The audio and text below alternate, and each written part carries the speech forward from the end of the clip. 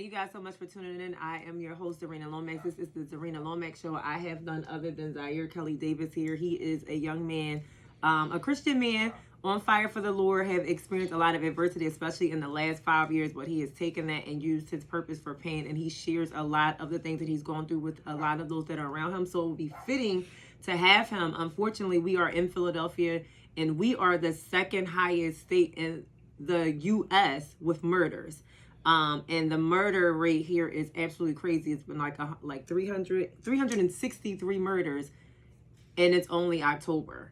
And last year we only had 356. So something is definitely going on in this city. So what I've noticed is that a lot of times we talk at the youth and we don't allow them to express how they feel.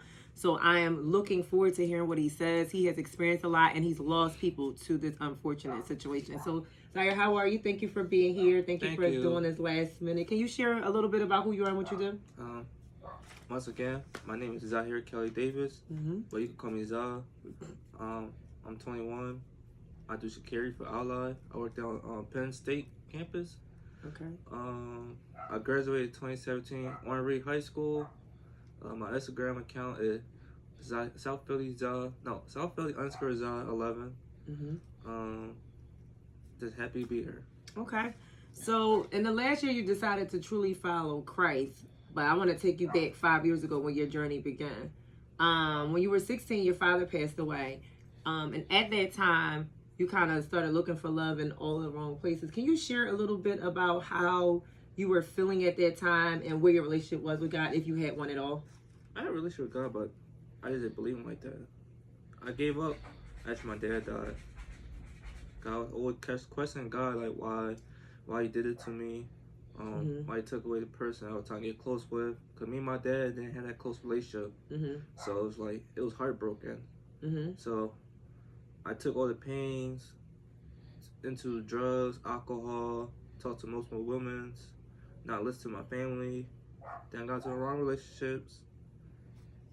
Then after a while, I started listening to gospel music and stuff. Started reading little Bibles and quotes, all that. Then after that, you decided to follow Christ. Yeah. Oh, so even in the midst of that, you did decide to go ahead and put Christ first in your life. But before then, you also not just experienced the loss of your father, you experienced the loss of multiple friends.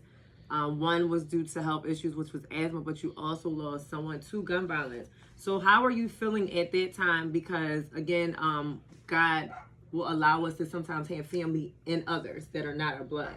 And so these are people that you had grew up with, you had experienced things with, you were able to share things with, and then they were gone, and they were going very quickly around the same time. Yeah. So how are you feeling at that, and where was your relationship with God at that time, or were you not questioning him anymore? Was this the turning point for you? There was no question.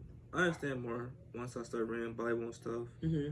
So once they passed away, it's heartbroken because like when you're close with them since y'all kids, since we were kids. So yeah, it hurted, but I ain't questioning God like that anymore. I understand he did it for a reason.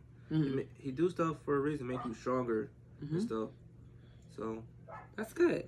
So in reference to what you said, one of my favorite scriptures is "Blessed are those who mourn, for they will see God." That's Matthew 5:4. Off of what you just said, do you feel like in the morning you've been able to see God stronger in your life and see yourself as a different person? What do you feel about that scripture? Blessed are those who mourn, for they will see God. You see God more in your life now? Yeah, I could say that. I changed a lot from 5 years ago to now. I'm more cooler. Before I had lots of anger. I'll snap real quick. Now I argue, but not like that. So you kind of more so. So the next part of that scripture is, "Blessed are those who grieve, for they will be consoled." Do you feel as though a lot of times when we have grief, you talked about it, we find solace in people and things instead of finding our comfort in him? Do you feel like now that you've learned that why he's doing things and the things that he does is to make you stronger so you can share with someone else, is that something where you kind of find your strength in him now, so that's why you feel like it's different with the way that you react to things? Yes. So if somebody was grieving, especially your age, because I mean that's a lot, and y'all dealing with a lot more than what a lot of people your age have had to deal with, what would you say to someone in your age bracket, not us, someone in your age bracket that's burying their friends left and right, burying their parents? What would you say to them to help them to get to this place that you finally arrived? That's a good question.